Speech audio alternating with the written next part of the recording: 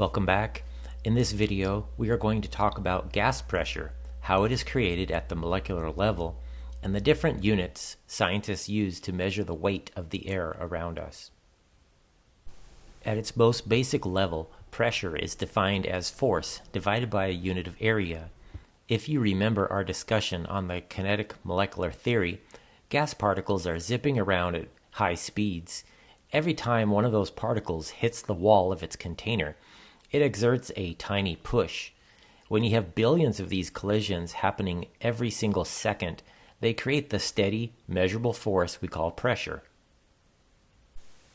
To measure this force, we use several different units depending on the context.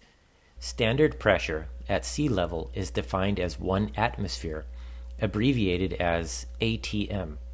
In a laboratory or medical setting, you will often use this expressed as 760 millimeters of mercury, which we abbreviate mmHg. If you've ever checked your car tires or used a bike pump, you're probably familiar with PSI, or pounds per square inch. At sea level, atmospheric pressure is roughly 15 psi. So how do we actually measure the weight of the atmosphere? We use an instrument called a barometer. It was originally designed by Torricelli using a tube of mercury. He found that the pressure of the air pushing down on the surface of the liquid would actually force that liquid up into the tube. At sea level, the air is heavy enough to hold a column of mercury exactly 760 millimeters high, which is where that unit comes from. It is important to realize that pressure isn't constant everywhere. If you go to a higher altitude like a mountaintop, there is literally less air sitting on top of you, so the atmospheric pressure is lower. We also use pressure to predict the weather. Low pressure typically brings rain, while high pressure usually means a beautiful clear day. Understanding these changes is vital for everything from respiratory therapy to safe deep-sea diving. Let's do a practice problem.